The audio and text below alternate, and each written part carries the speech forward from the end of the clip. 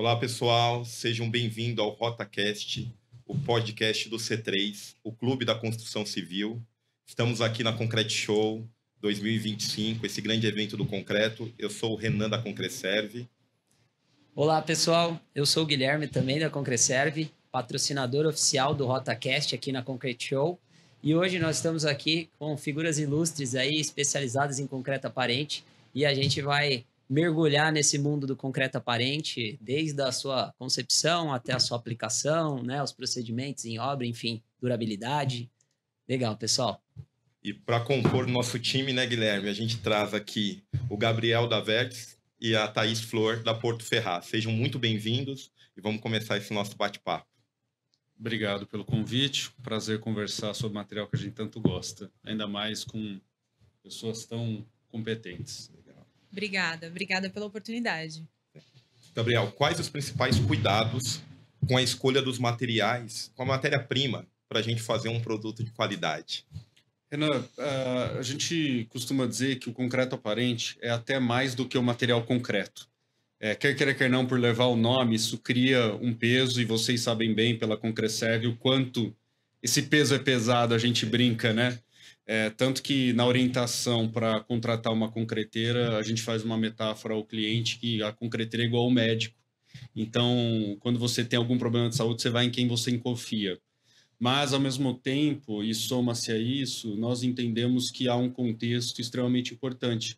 Não adianta a gente comemorar uma resistência alta, um concreto com seu teor de argamassa agradável, uma durabilidade alta, quando a gente não tem um debate mais profundo sobre forma, armação, os detalhes de compatibilização, o alinhamento de expectativa, principalmente quando a gente fala no predial, que tem a figura que nós não conhecemos, e eu brinco muito em obra, eu falo pode ser o Dória, pode ser o Supla, são cabeças tão diferentes que esse alinhamento é fundamental. Óbvio que aí sim, falando do material, a tecnologia cada vez mais avança, tanto do concreto em sua cervical quanto as adições. Então, além do cristalizante, de outras adições aí, a gente tem inibidores de corrosão entrando muito forte, além da galvanização a quente, e incrementos que partem do próprio concreto. Então, a gente incentiva no nosso trabalho a termos uma visão, o tal 360, e não tão somente do material.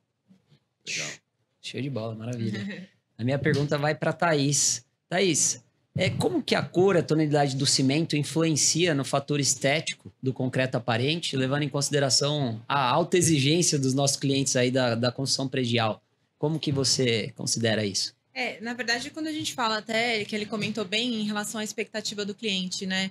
Eu acho que é muito importante a gente partir do princípio de sempre executar, quando possível, um protótipo. Até para a gente conseguir alinhar de forma bem clara a expectativa do cliente em relação àquilo que vai ser entregue. Existem milhares de metodologias da gente executar uma peça em concreto aparente. Falando mais do predial, a gente gosta muito de trabalhar com um protótipo, até para que a gente consiga alinhar as questões de textura, pequenas variações que eventualmente possam acontecer numa peça de concreto aparente. Então, falando especificamente do cimento e da cor final do concreto aparente, eu acho que é extremamente importante um alinhamento em relação ao uso desse cimento e o tipo de peça a ser utilizada, questões de resistência, questões de traço, questões de composição do concreto.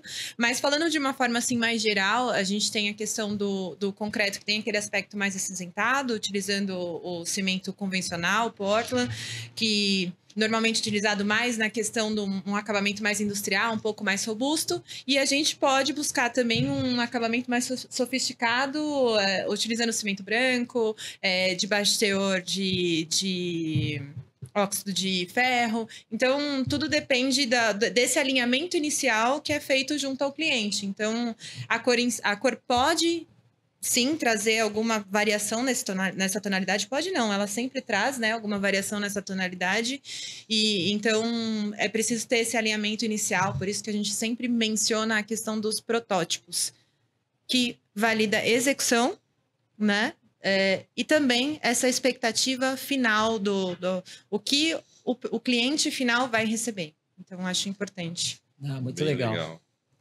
Vamos, Gabriel, mais uma? Bora. Um dos gargalos que a gente vê é quando a gente fala de lançamento e adensamento do concreto, né? Correto. Eu acho que vocês devem cuidar bastante. O que vocês fazem para não ter essas imperfeições, principalmente no acabamento, né? Que é uma área aí que impacta para vocês. Sem dúvida. Primeiro, Renan, a gente tem muito respeito ao pessoal de obra.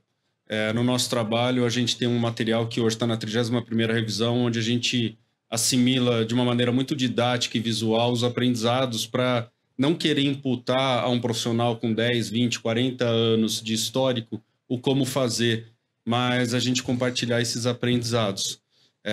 Eu brinco, por exemplo, com um mestre mais experiente que, mestre, nós somos como um cardiologista, a gente está vendo o coração todo dia. Eu estava comentando antes de começar que no nosso livro, por exemplo, a gente vai abordar mais de 20 anomalias. E algumas anomalias que você fala, caramba, tem colegas com 30, 40 anos que não tiveram até o desprazer, que bom, de vivenciar isso. Então, dentro desse contexto, a gente começa desde a fase de aferição de abatimento, em respeito à visão do mestre, às suas preferências. Óbvio que se a gente tiver alguma visão diferente, a gente vai expor de uma maneira muito respeitosa. A gente acompanha todo o processo de passagem de nata. Às vezes tem aquela obra mais ansiosa, que já fica com o mangote posicionado. Então a gente fala, pessoal, descarta toda a nata, passa o concreto-são, vamos com calma. A gente é fã de usar condutores de concreto. Então, um tubo de PVC com um cone é uma madeira muito simples. Tem obra que tem mandado produzir esses condutores e isso traz um diferencial absurdo, principalmente em obras até ainda mais de concreto liso, porque no concreto liso a gente tem um efeito chamado turbilhonamento, que é bizarro de você ver assim, você fala, não acredito, e envolve muito essa questão de lançamento, que vai muito além da segregação. E, obviamente, a subida paulatina para se expulsar a bolha de ar. Existe aquele mito de um concreto autoadensável, não vou precisar vibrar nada. A gente tem uma visão um pouco diferente, que quer queira, quer não, o aditivo, nós temos que expulsar as bolhas de ar, nós temos que subir as camadas, permitir essa vibração. Tem todo esse contexto de travamento de forma também, para não exigir, obviamente, muito além. E aí, usufruindo da tecnologia, principalmente em elementos verticais, a gente tem priorizado a manutenção um pouco mais da forma para não depender de cura. Tá? Porque a gente sabe que cura é um gargalo e acaba sendo, em alguns momentos, um tema teórico em elementos verticais. Então, a gente tem debatido muito e aliado à concreteira, analisando as resistências, tudo, para que a cura seja feita internamente na forma. Então, acho que o mais importante é a gente ter essa visão geral do contexto e, muitas vezes, obviamente, respeitar as preferências de quem está conduzindo no canteiro. Uma cadeia trabalhando em sinergia, né? Totalmente. E até a colocação que você fez aí do cardiologista, a gente costuma fazer a mesma associação do concreteiro, até mesmo dos consultores de concreto, né? O cardiologista, ele tem ali, para que tenha um produto de sucesso no final, que tenha aquele paciente bem operado, ele depende dele e de uma equipe por trás que ele vai estar junto, né? Sim. No nosso caso, o bisturi está na mão de muita gente, né? Desde o motorista de betoneira, da equipe do balanceiro, do pessoal que vai fazer a aplicação, do pessoal que vai aplicar o desmoldante, né? Então, isso é algo que a gente costuma contexto, brincar, né? mas é um contexto, né? Sim. E aí eu queria fazer uma pergunta para a Thaís, para entender de que maneira que o concreto aparente ele pode ser personalizado para cada tipo de cliente.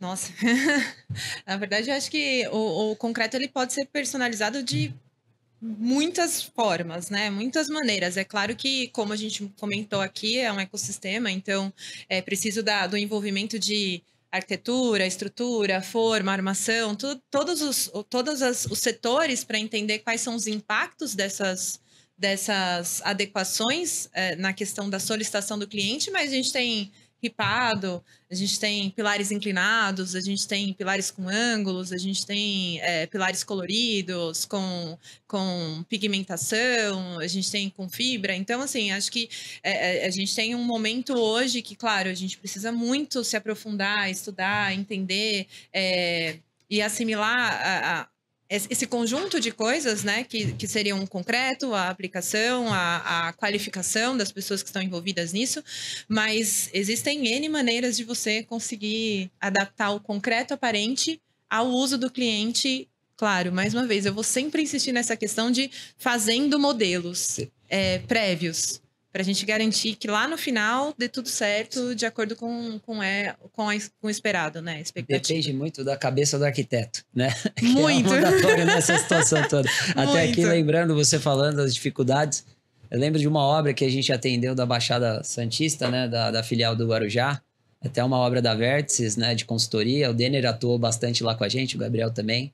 Um concreto branco, onde era um concreto ripado, um concreto aparente ripado, né, branco, e a dificuldade de acesso da obra, porque era uma obra litorânea, né, na montanha, não carregava mais que 3 metros cúbicos, então você não tinha uma correta homogeneização. Inicialmente a gente iniciou usando cimento branco, o arquiteto já gostou mais do concreto normal com dióxido de titânio, né? Isso. E conseguiu chegar numa tonalidade muito legal, fez um mock-up, foi uma obra assim, sensacional, né? É incrível, Gabriel, né? Porque a gente tem... entende que existem clientes que têm as suas preferências, né? A gente também tem algumas peças pigmentadas aí nos nossos projetos e é legal de ver quando você consegue chegar naquilo que era realmente o que ele esperava, mesmo vencendo esses diversos obstáculos que envolvem o processo executivo, né? Muito legal. Perfeito. E tem, né, acho que hoje em dia, principalmente nessa área da arquitetura, designer, o concreto ele está sendo muito utilizado, né? E a gente da concreteira, a gente está gostando muito, viu? Eu falo que o Guilherme aí que faz esses traços, acabam criando esses produtos, tem bastante trabalho, mas está sendo bom, até para valorização do nosso produto, né? Sem dúvida. E tem uma pegada de ambiental também, né? Porque você está reduzindo o revestimento, você está resolvendo o substrato ali de reboco, engosto, durabilidade, ela trabalha ali. Então, assim, é algo muito interessante e bonito, né? Os arquitetos estão certos, né? Sim. Pela preferência. Sim. Exatamente.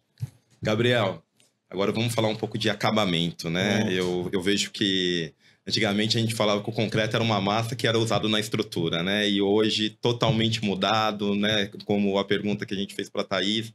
Queria entrar no assunto, quais os tipos de acabamento que você vê utilizando, por mais que eu seja que é uma gama muito grande, né? Mas principalmente no teu modo de analisar o que você fala, como ele é feito, enfim. Sim. Abrir um pouco desse contexto. Olha, dentro da empresa eu acabo convivendo mais com os arquitetos, tem até louco que acha que eu sou arquiteto e fala, não tenho esse talento.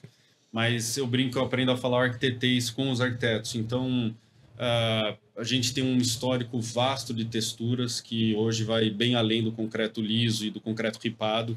Concreto decapado, martelado, jateado, diversos substratos como forma para ter essa retratação. E, por exemplo, o concreto pigmentado, que há 10 anos atrás, assim, eu tinha um pouco de receio de sofrer preconceito. Pelo contrário, me mostrou que ele acabou introduzindo ao concreto a quem não necessariamente gostava do material concreto por achá-lo frio. Então, hoje eu posso dizer para vocês que a única cor que a gente não trabalhou e dificilmente a gente vai trabalhar é o azul, porque o azul de cobalto é caríssimo e você falou da brincadeira do Cruzeiro e do Atlético Mineiro. Eu brinco até que um cruzeirense faria casa preta, mas não faria azul por causa do valor. Então, assim, a gente costuma dizer que o concreto é uma canvas para arquitetura. Óbvio que tem todo um desafio, que nem essa obra do litoral, sendo muito sincero, a entrada com Concreserve nos salvou, porque era uma obra que tinha um plano de rodar em obra, mas tinha um desafio em cima de desafio logístico e uma questão de volume também. Então, existe um contexto que vai muito além do acabamento, sabe? Acho que existe uma adequação à localização, adequação a isso que a Thaís comentou, do gosto de quem vai usufruir. O que é bonito para mim pode não ser para você, então é importante quem define a estética, e aí a gente vai formando esse contexto junto com toda a equipe. E quanto às inovações, Thaís, o que você tem enxergado aí de novas tecnologias, materiais, para evoluir cada vez mais aí com o concreto aparente? Puxa vida, acho que o Gabriel talvez seria a pessoa melhor para falar, mas eu posso comentar, acho que bem pouquinho do que a gente tem vivido e até vocês da Concreserve em relação a aditivos para melhorar a durabilidade do concreto, até a trabalhabilidade do concreto, porque é uma dificuldade também quando a gente fala em questão de concreto aparente, é a trabalhabilidade desse próprio material, quando você tem peças que são extremamente armadas, o cuidado do adensamento, enfim. Eu acho que a gente também tem algumas melhorias em relação ao processo de cura também do concreto aparente, como ele mencionou, a cura na própria forma. Acho que podemos falar também dos mecanismos que você faz o controle da cura por dispositivos digitais. Eu ouvi até, pode me corrigir se eu estiver falando alguma bobagem, mas em relação à cura de peças em concreto aparente com luz UV. Então, acho que concretos sustentáveis, concretos recicláveis. Então, dentro de uma gama abordando desde a sustentabilidade até inovações tecnológicas, tem muita coisa aí acontecendo em relação ao concreto aparente. Muita mesmo. Muito bom. Gabriel, esse bate-bola tá aqui, né? Parece que é eu contigo, Guilherme com Thaís, mas o importante é fluindo a nossa conversa, que tá muito interessante. Queria abordar agora os principais problemas que o concreto aparente pode ter e a forma que vocês enxergam para evitar. Por mais que a gente já abordou alguns pontos aqui, mas é um assunto muito amplo e eu sei que você vai contribuir muito com a gente aqui. Os bastidores, né? Exatamente. Olha, eu acho que o principal problema que o material sofre, ele acaba levando algumas peixes que não é dele, tá? Então, eu estava comentando com a Thaís antes de iniciar a nossa conversa aqui, que eu sinto às vezes, e sem ser generalista, tomando todo o cuidado das minhas palavras, que para se viabilizar uma obra, força-se os números. E aí se deposita na conta do tratamento algo que, na minha opinião, descaracteriza o material. Costumo brincar em obra que é a tal da harmonização facial no concreto. Então, se você roda, por exemplo, América do Sul, Europa, a maneira que eles encaram o material, e a gente gosta muito de fazer metáforas, analogias, é mais como uma pessoa. É imperfeito, entendeu? Eu sou calvo, eu não vou ficar chorando por causa disso. Então, se um concreto é uma bolha, não fique querendo tamponar como se fosse um material perfeito e tudo mais. Então, a gente procura colocar muita naturalidade nesse contexto. E para a gente conseguir isso, nós precisamos de uma boa execução. Problema, toda obra vai ter. A questão é como a gente se preparou para ele. Então, acho que o maior gargalo hoje, além da gente ter um desafio de mão de obra, todo um contexto que cada vez mais vai ficar escasso, nós temos um desafio de investimento, que daí a gente precisa alinhar muito bem para preservarmos, por exemplo, uma concreteira dentro daquela de qual é o perfil que vai me atender para uma obra de concreto aparente. Quem vai comprar a briga de um branco com a gente lá no litoral, subir no morro de paralelepípedo sob chuva? Então, acho que carece um pouco mais de reflexões de um contexto como um todo. Sim, eu acho que até, né, Guilherme, a gente pode acrescentar que dentro da nossa linha de produção, a gente faz treinamento com as equipes, a gente mostra essa importância, né?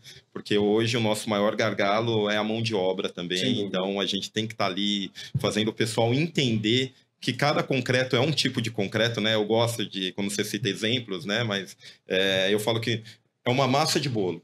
Mas cada massa de bolo, ela pode crescer um pouco mais, um pouco menos, e a gente tem que ter especialistas em todas as pontas para entender bem desse material. E cada dia é uma história, né? Todo dia. Não dá para repetir. Eu falo muito, eu brinco com o pessoal, eu falo, olha, igual cozinha. 100 gramas de sal, coloca 50, experimenta. Depois você vai dosando mais. Não vai direto ali no ponto. Então é importante, e eu levo muito dessa maneira no canteiro, para realmente trazer o pessoal para uma realidade, não ficar falando aquele, com todo respeito, tecnês exagerado, sabe?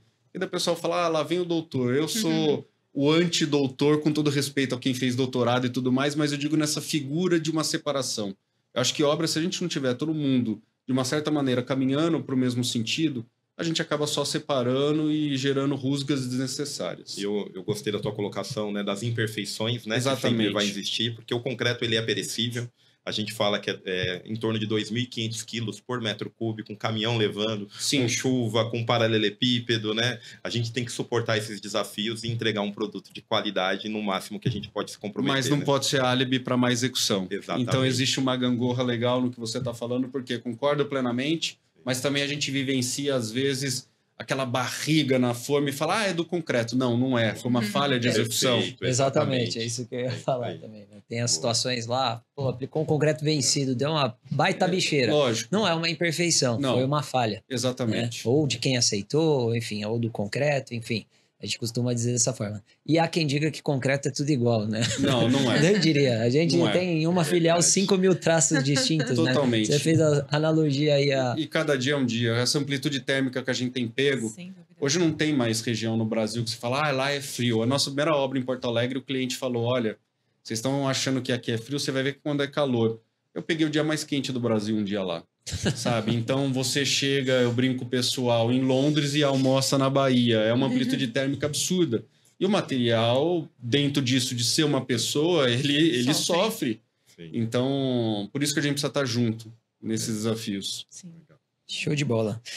E agora a gente passando pela etapa da imperfeição e aceitá-la, a gente tem aí a manutenção e a preservação. E aí a Thaís aí da Porto Ferraz, eu acho que ela pode explicar para a gente qual que é o processo no pós, né? Depois que você está entregue essa obra de concreto aparente, qual que é o processo de manutenção, de preservação aí desse concreto aparente nessas obras? A gente tem a etapa vencida, que é a validação daquele produto inicial, uma vez que ele entendeu que um concreto é um ser humano que tem imperfeições. Então, a gente tem essa primeira etapa. E a segunda etapa, que é uma etapa que ainda vejo muita deficiência dentro da área da engenharia do residencial, do predial, em relação aos manuais de uso e operação. Então, quando a gente entrega um empreendimento, a gente tem concreto aparente tanto nas áreas comuns quanto em unidades privativas. Então, existem manutenções que um proprietário leigo precisa ter com relação a determinados sistemas e equipamentos, assim como um síndico profissional ou engenheiro contratado. Então, nossos manuais eles precisam ir muito claros em relação às informações de manutenção. É claro que o produto concreto aparente ele tem uma durabilidade maior em relação a outros tipos de sistemas, né? E demanda, eu vejo que de forma um pouco reduzida de manutenção, mas ele precisa ter também. Então, de repente, uma limpeza, um tratamento com resina, hidrofugar esse material para que ele tenha uma durabilidade maior, uma aparência melhor ao longo do tempo.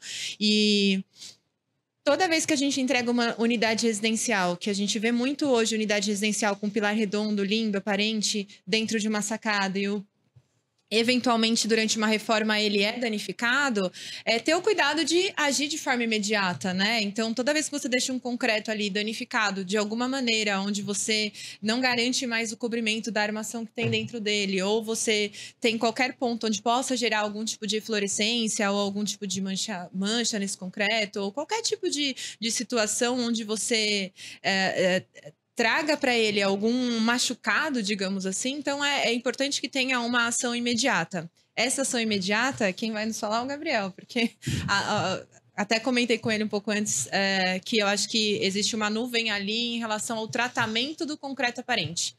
Porque a gente tem uma dificuldade que tudo que você faz nele acaba virando uma cicatriz. Assim como uma pessoa, né? Então, tudo que a gente faz gera uma cicatriz no concreto aparente. Então, isso fica um pouco mais difícil da gente conversar com o nosso cliente final, porque ninguém quer um empreendimento com uma cicatriz. E nós temos também um desafio na construção civil, que o nosso sonho é ter o pós da indústria automobilística. Se você não trocar o óleo do seu carro e o seu motor fundir, o seu Toyota vai falar o problema é seu. E eu tenho certeza que a Thaís passa por situações que eu já ouvi relatos de tô com um problema na elétrica, e você vai ver trocar uma lâmpada. Exato. Então, culturalmente, a gente não tem o mesmo cuidado com o nosso apartamento, a nossa casa, enfim, que a gente tem, por exemplo, com o nosso veículo. E o concreto, nessa cara robusta dele, ajuda a dar uma base ao leigo nisso, de falar, não, esse material é indestrutível. De fato, tem uma resiliência absurda, mas daí, de novo, nessa analogia do ser humano, você pode envelhecer bem ou mal. Nós tivemos uma vivência agora no novo edifício do MASP e tive o prazer de vivenciar também o antigo. Você vê a resiliência do material num lugar extremamente agressivo, com aquele monte de ônibus, mas assim, você vê também que ele poderia ter envelhecido de uma maneira mais digna. E aí, infelizmente, por questões do nosso país, um local extremamente cultural sofreu financeiramente e agora está vindo extremamente forte, e com um prédio aí sólido, lindo, muito bem executado. Sim, eu acho que pegando esse gancho, até eu acho que vai para o Gabriel também, como tratar esse concreto quando tem essas imperfeições, né? Como tirar mancha, falar um pouco mais desses métodos indo para a operação, né? Sim. Aí vem o cuidado, né? Porque a gente está cada vez mais numa linha naturalista de tratamento. Então, hoje a gente direciona muito fortemente para uma limpeza química e um abrasivo extremamente leve. Porque quanto mais você trabalhar em cima da superfície, mais você vai ter demandas em cima. Então, você pode ter a famosa maquiagem que o pessoal fala, que é aquela pasta que já teve obra que eu falei, olha, sendo muito sincero, eu teria feito um cimento queimado e não concreto aparente. Então, a gente tem batido muito nessa tecla que o que deu de resultado. Óbvio que eu também não posso ser piegas ao ponto de não abrir exceções. Então, a gente está, por exemplo, com uma obra do Ministério Público do Paraná, que muito bem executada, mas deu uma mancha escura. Qual que é a nossa maneira de pensar? Não vamos sumir com ela, a gente vai jogá-la para segundo plano, através de uma impregnação. Sumir é pintar. Pintar é descaracterizar. Então, a gente trata com muita leveza esse tema de tratamento, sabe? Ainda mais nessa fase que a gente está de rede social, as coisas muito perfeitas. A gente procura mostrar com uma certa naturalidade e leveza aquilo que eu comentei de problema todo mundo tem, vamos ver como resolver. E já teve casos, sendo muito sincero, que a solução foi um refazimento. Seja ele parcial ou até em casos mais críticos, global. Sim, é o extremo, né? Exatamente. Até para não ficar... Óbvio que a gente tem um lema interno de morrer atirando, mas tem um momento também que começa a travar a obra. E o concreto, nisso que a Thaís falou de quebrou, uma reconstituição, às vezes, ela vai deixar uma cicatriz que pode gerar um incômodo. Então, nisso, a gente traz muita reflexão respeitando o perfil do cliente. Eu acho que... Não, Perdão, desculpa, não, por favor, Thaís. Não, esse bate-papo é muito importante, porque eu tinha comentado antes também da nossa cultura de não aceitar, de querer a perfeição, né? Se você quer um concreto aparente ou se você quer um cimento queimado. Então, é muito importante a gente discutir e trazer esses assuntos, até para isso conseguir chegar lá no final da cadeia, que é o cliente final, e ele entender o que é o concreto aparente, o que é a naturalidade desse tipo de peça, né? Eu acho que, só pegando um pouco do gancho, eu vejo que desde o baixo padrão ao alto padrão, as empresas estão muito dedicadas, né? Antigamente com desmoldante, tinha tanto forma que poderiam atrapalhar, e hoje não, eu vejo que tanto a mão de obra quanto essas empresas, né? As nossas empresas também, acabam pensando muito mais para a gente não ter esse tipo de situação. Né? Exatamente. Então, e agora, finalizando, né? Eu estava muito com o Gabriel, o Guilherme com a Thaís. Eu vou pegar o Guilherme um pouco aqui também, gente.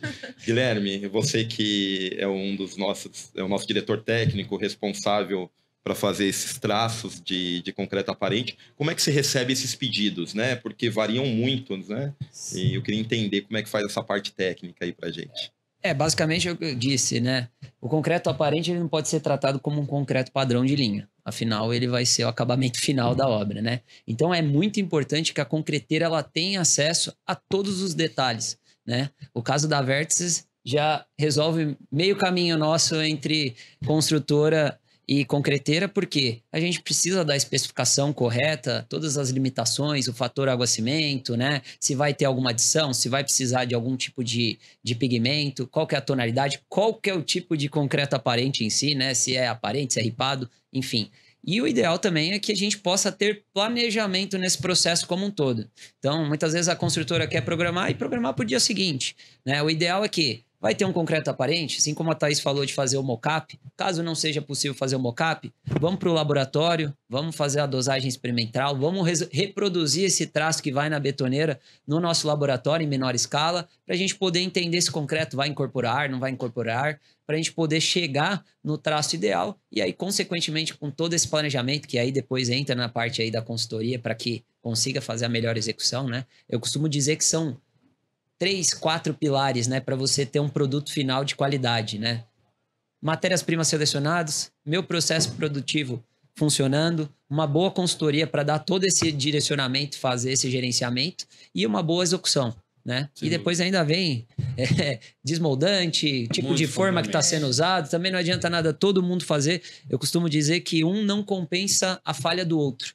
Não adianta nada a concreteira correr bem, tá muitas boas práticas ali através da Vértices, chega lá é uma forma suja, né, com desmoldante, ou seja, o resultado final ele vai ser péssimo, né? Então a gente costuma reforçar bastante isso. Peraí, não é só um concreto normal, não é um concreto aparente. Legal, né? Concreto aparente é mais do que concreto, né? Exatamente. É um contexto. Exatamente. Legal, colocação. Mas eu acho que é isso, gente. Queria agradecer a Thaís e o Gabriel por essa troca que a gente fez, né? Agradecer o Renan aí, nosso host, né? E dizer que a gente tá junto aí para os próximos desafios. Contem com a Concreserve, com o C3, né? Renan, quer dar um recadinho aí? Pessoal, agradecer também, né? Thaís, Gabriel, Guilherme, pessoal que está ouvindo aqui o RotaCast. Tomara que todo mundo aprendeu um pouco sobre esse mundo do concreto aparente, né? E qualquer coisa, chamem a gente que a gente está à disposição. Obrigada pela oportunidade. Obrigado.